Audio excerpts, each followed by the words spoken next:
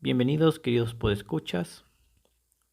Bienvenidos a la Cátedra, un espacio de reflexión, un programa donde revisamos aquellos eventos que cambiaron un poco el mundo, hechos que creemos que no son nada en la historia universal, pero que afectaron la vida de aquellos sin nombre, a los que llamamos los nadie, aquellos que no tienen cara, aquellos cuyo nombre podría ser el tuyo. Era el 27 de marzo de 1964. La ciudad de Nueva York se despertó esperando tener un día normal y tranquilo, como todos nosotros. Pero el periódico The New York Times tenía otros planes. Al igual que tu periódico local de 5 pesos, quería sembrar el terror y sacar beneficio del morbo. Ambos objetivos se lograrían tan efectivamente que durante 40 años lograron influir en la psicología y en la sociología americana. Ese día el periódico The New York Times publicaría una nota que relataba un terrible asesinato, que más tarde sería usado como modelo para ejemplificar el efecto espectador, un fenómeno que describe la perversa e indiferente naturaleza humana. El artículo que publicó el New York Times se titulaba 37 Who Saw Murder Didn't Call the Police. Traducido de manera muy bruta sería algo como 37 que vieron un asesinato, ninguno llamaría a la policía. La nota relataba el homicidio de Kitty Genovese. Aquella redacción no sería un apego fiel a los hechos de esa terrible noche, sino una terrible bastardización digna de aparecer en un periódico de crónica roja. Quizás así has escuchado de Kitty Genovese o del efecto espectador. Ambos son temas que han servido al espectáculo, a la psicología, incluso a periódicos y revistas serias.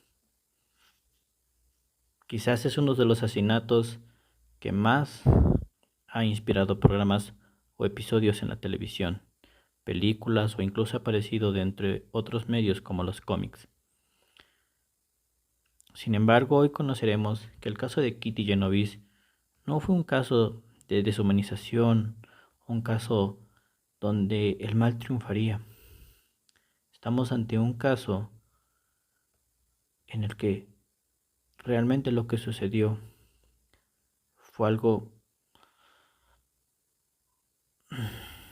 fue una vendimia por parte de el periódico The New York Times.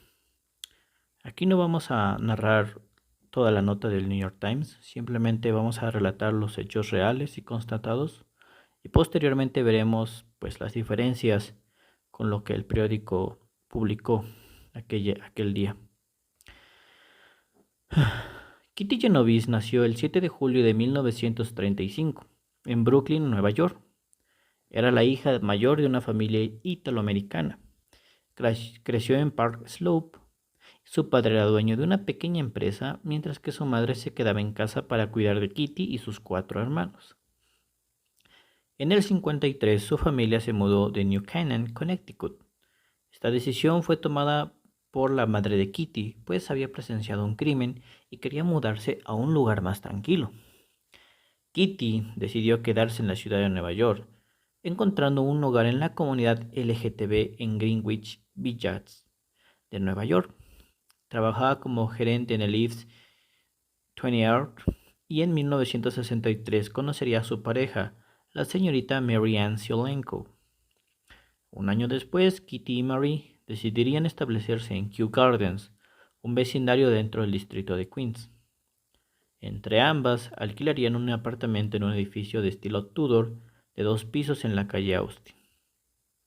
Al otro lado de la calle, otro edificio se levantaba, un elegante edificio de 10 pisos llamado Mowbray. En ese entonces, Kitty trabajaba como gerente en una taberna en Hollis, dentro del mismo distrito de Queens, donde ganaba bien y eso le permitía tener una vida tranquila junto con su pareja. El lugar donde vivían era considerada una zona muy tranquila y con una reputación de ser muy bueno. Kew Gardens tenía tasas de criminalidad tan bajas que muchos residentes dormían con las puertas abiertas. Sin embargo, este estatus de tranquilidad se habría interrumpido el día 13 de marzo de 1964. Kitty Genovese salió del trabajo, se dirigió a su vehículo y condujo rumbo a casa. Pasado las 3 de la mañana, la señorita Genovese se detuvo en un semáforo en rojo, lugar donde llamaría la atención de Winston Mosley, un operador de maquinaria, quien en sus propias palabras declararía que buscaba una mujer a la cual asesinar y había puesto sus ojos en Kitty. Mosley siguió a la señorita Genovese y ambos autos llegaron a Kew Gardens. Ambos se estacionaron dentro de un lote privado en la estación del ferrocarril. Kitty salió de su coche y Mosley la seguiría a pie. Genovese, al darse cuenta que alguien la estaba persiguiendo, comenzó a correr por la calle Austin hasta llegar al edificio Mowbray. Mosley rápidamente la alcanzó y la apuñaló por la espalda. Kitty gritó y sollozó. Mientras ella era atacada, se abrió una ventana del Mowbray y la voz de un hombre gritó: «Deja a esa chica en paz». Aquel hombre más adelante dirá a la prensa que no escuchó los gritos de Kitty, sino un llanto, y que al asomarse vio a una chica arrodillada y a un tipo que se inclinaba hacia ella. Sin embargo, no se dio cuenta que Kitty había sido apuñalada. Más gente se asomó por sus ventanas a ser despertados por el bullicio. Al mirar afuera se encontraron a una mujer joven que caminaba sola hacia el costado de su edificio y que desaparecería en la esquina. Algunos de ellos no sabían exactamente qué estaba pasando y otros pensaron que lo que estaba sucediendo y los había despertado no era más que una pelea de amantes o borrachos que acababa de finalizar. Hay que agregar que estas personas ya eran gente mayor que acababan de despertarse de un sueño profundo y que por cuestiones propias de la edad les era difícil saber lo que sucedía fuera de su departamento.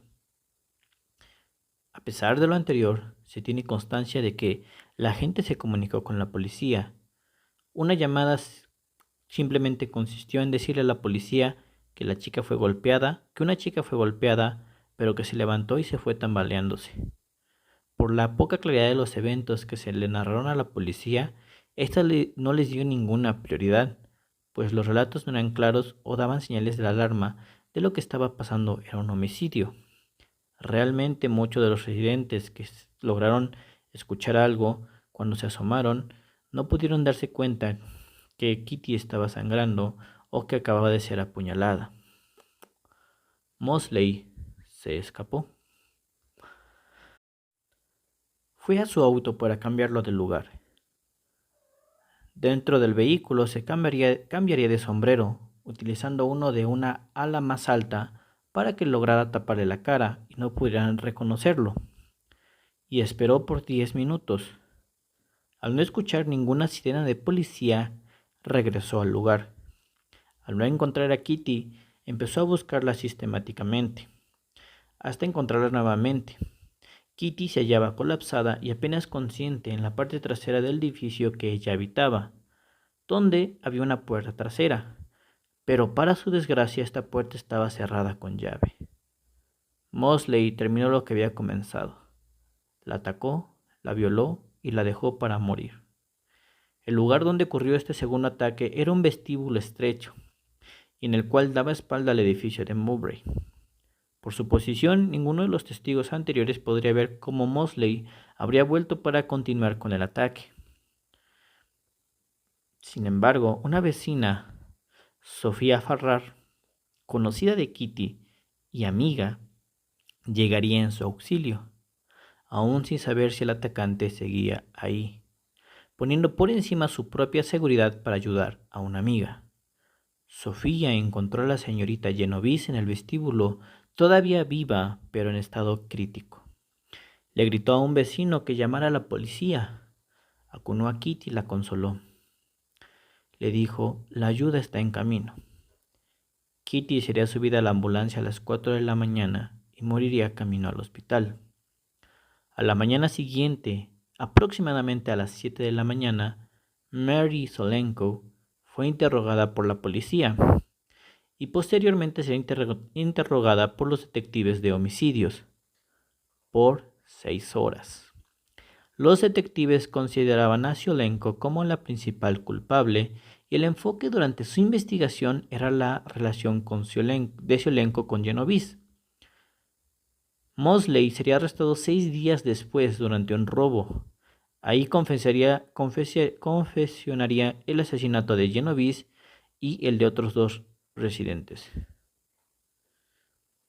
Sería juzgado y sentenciado a muerte, pero por la abolición de pena de muerte en el estado y tras una apelación de sentencia, su camino por el vestíbulo de los condenados se vería interrumpido. Su sentencia sería reducida de pena de muerte a cadena perpetua indeterminada. Mosley moriría el 28 de marzo de 2016 en prisión a la edad de 81 años. Regresemos al 64. Inicialmente, este homicidio no atrajo mucha la atención de los medios. El propio Times le dio tan solo 4 párrafos en una nota que se publicó al siguiente día de que se cometió el crimen.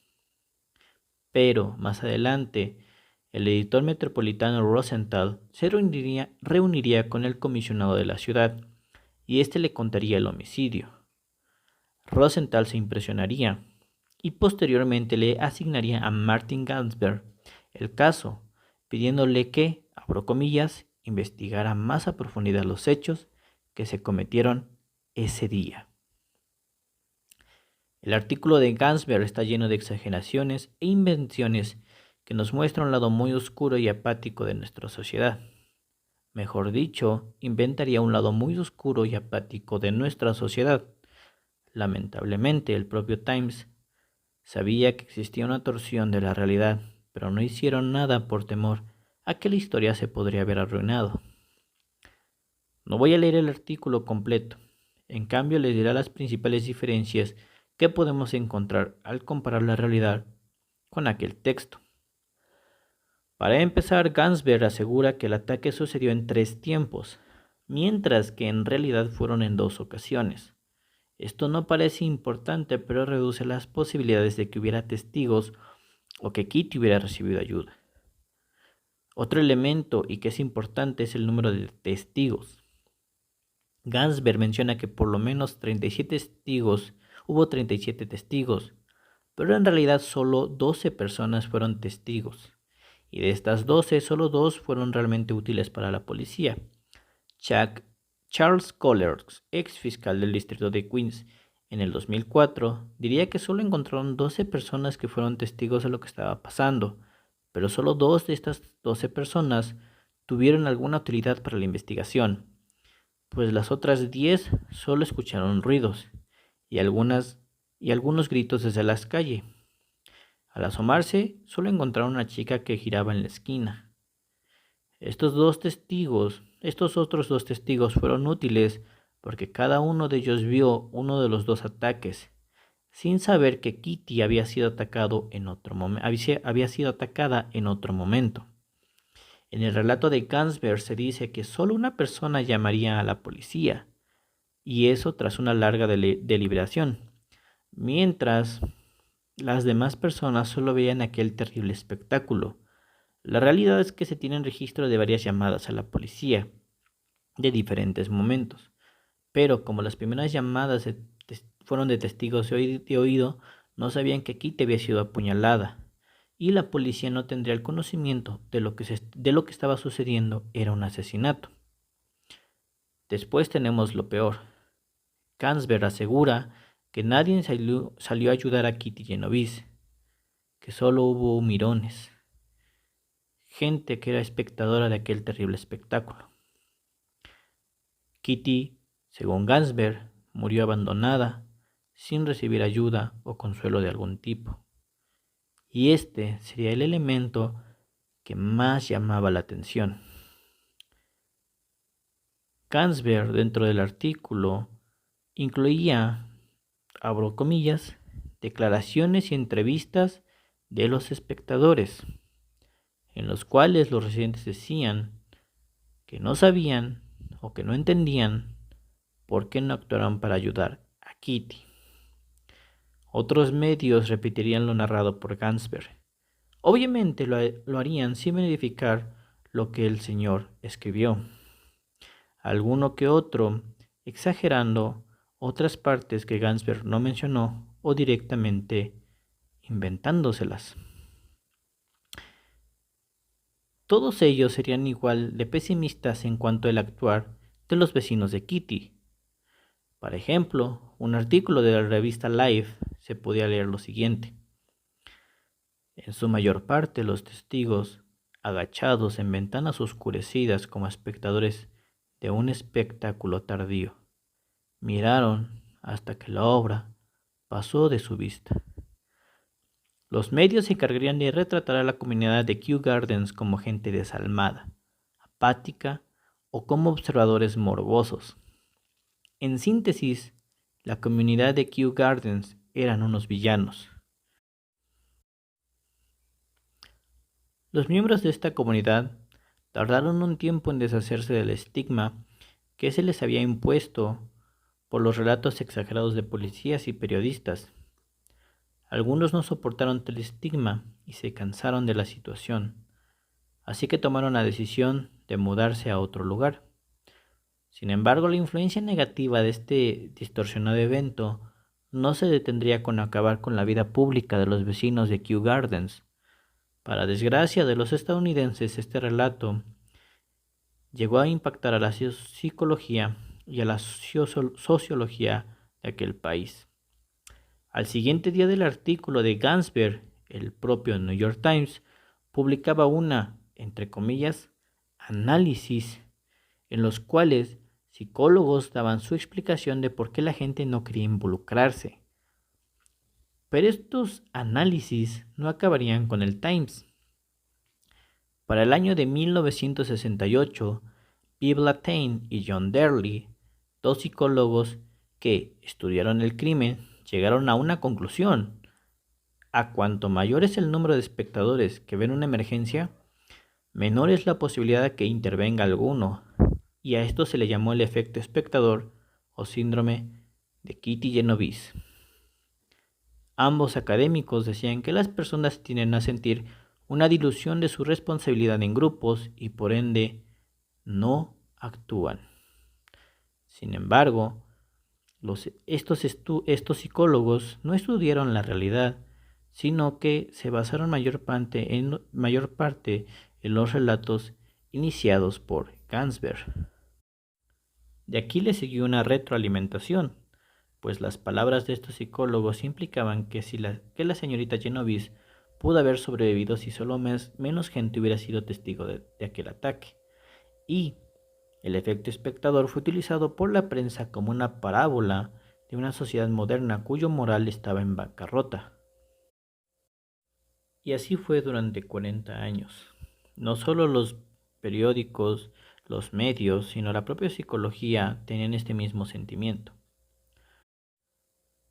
Pasado un tiempo, otros psicólogos revisarían el caso de Kitty Genovese, y es aquí donde encontramos una luz de esperanza, pues encontraron que había inconsistencias en el artículo de Gansberg y obviamente en el relato colectivo que se había difundido en distintos medios por distintos periodistas. Como consecuencia, se pondría en duda el efecto espectador. Para septiembre de 2007, la revista American Psychologist publicó una examinación de la base fáctica de la cobertura del asesinato de Kitty Genovese en los libros de psicología. Sus autores concluyeron que la historia era más una parábola que un hecho. En el texto de esta examinación, claramente hay una preocupación de que muchos de los libros de psicología social aún habite en las páginas el caso de Kitty y en específico la versión del Times, además de que dentro de los 10 principales libros de pregrado, solo 2 afirman que alguno o la mayoría de los testigos no pudieron ver el ataque. Y no solo hubo revisiones del caso de Kitty Genovese, Otros estudios se enfocaron en otro tipo de disputas. En el 2019 hubo dos estudios muy parecidos. Ambos utilizaban crímenes que hubieran sido grabados por cámaras de seguridad. Entre los dos estudios suman más de 400 incidentes. Ambos llegaron a conclusiones muy parecidas. En la mayoría de los casos, los espectadores intervendrían, y estamos hablando de que un poco más del 90% de los incidentes observados, uno o más transeúntes intervinieron para ayudar. Otra conclusión a la que llegaron ambos estudios es que a medida que aumente el número de personas, se va reduciendo la posibilidad de que cada transeúnte responda, pero aumenta la probabilidad de que alguien intervenga. Es decir, totalmente opuesto a lo que la teoría del efecto espectador predice. Pero, querido podescucha, te estarás preguntando, ¿qué hay de otros casos que parecían similares? Un hecho horrible con varios testigos que con su inacción condenaron a la víctima. Al igual que el caso de Kitty Genovese, son una serie de coincidencias desafortunadas. Por ejemplo, en el 2011, una persona llamada Zach se sumergió en el agua con intenciones de ahogarse. Al llamar al 911, respondió la policía y los bomberos. En este caso, los policías no entraron al agua por creer que serían los bomberos quienes entrarían al agua, pero ellos no tenían capacitación para realizar rescates acuáticos en tierra y llamaron a la guardia costera. Cuando Zap colapsó dentro del agua, uno de los 12 testigos entró al agua para rescatarlo, llevándolo a la orilla. Lamentablemente, Zach moriría en la ambulancia camino al hospital. Había 12 testigos. La pregunta es, ¿por qué ninguno entró al agua? La respuesta se llama dilución de la responsabilidad. Existen situaciones como la que narré, en la que los testigos no intervienen porque se asume que alguien más ya tiene el asunto controlado y su apoyo solo puede entorpecer la ayuda recibida. La docena de testigos que habían en la playa no entraron porque creían que la policía estaba controlando la situación con ayuda de los bomberos. Sin embargo, aquí podemos darnos cuenta que cuando una persona notó que su ayuda podría salvar a Zack, no dudó en actuar, aun sabiendo que podría sufrir también él de hipotermia. El efecto espectador trata de pintar un mundo gris en el que la norma es la apatía, pero en la realidad, en los casos de necesidad, los seres humanos que puede que nunca hayan mostrado valentía o heroísmo se revelan a sí mismos y que se comprometen al bienestar de aquellos que no saben que están dispuestos a morir por ellos. El tiempo que le llevó al New York Times, a otros medios y a la psicología aceptar que se cometieron errores fue muy largo, pero ese momento de lucidez le llegaría a cada uno. El Times en varias oportunidades reconocería los errores cometidos en la investigación de Gansberg. Otros medios sacarían producciones y artículos hablando de lo que realmente le sucedió a Kitty Genovese. Ya han pasado más de 50 años desde aquella tan macabra noche. 50 años en las cuales una narración morbosa influiría en la psicología, en la sociología y en la cultura. Pese a la persistencia del relato colectivo, el suceso que le sucedió a Kitty Genovese no es un caso de apatía y deshumanización por parte de los testigos, sino un caso que nos muestra que aquellos dispuestos de hacer daño triunfan no por la inacción de los espectadores, sino por las malas coincidencias y sobre todo la mala suerte. El caso de Kitty Genovese es terrible, no solo porque una vida que pudo haber sido larga y próspera fue arrebatada de este mundo de una manera violenta, sino que hay que agregar lo fácil de que una mentira es tomada como verdad y cómo puede influir de manera negativa, fomentando una visión terrible de la naturaleza humana. Pero, pero, la realidad es otra. Y a vista de este narrador, si existe algo así como la naturaleza humana, no es el de una apatía e indiferencia con el sufrimiento ajeno, sino que la naturaleza humana es la de ser empáticos con el otro, con el conocido y con el desconocido. Recuerden que hay gente que le gusta difundir este tipo de relatos apáticos, relatos que son terribles, eventos que sin duda arrebatan la vida de muchas personas. Sin embargo, posiblemente quien realmente sea apático sea la persona que lo cuenta, y no todos aquellos que vivieron aquel hecho. Existen testigos de los atentados del 9/11 que describen cómo durante aquel terrible evento, durante el derrumbamiento de esas torres, hubo gente que se ponía de lado y decía, pasa tú primero. Eso es algo muy fuerte de saber que siempre hay alguien que está dispuesto a ayudar, aun si eso significa perder su vida. Querido podescucha, siempre mantén una visión optimista de la vida y de la sociedad. Yo estoy dispuesto a ayudarte y seguramente tú estás dispuesto a ayudar. Con esto me despido. Gracias por escuchar este episodio de La Cátedra. Espero que te haya gustado y te espero en el próximo episodio. Chao.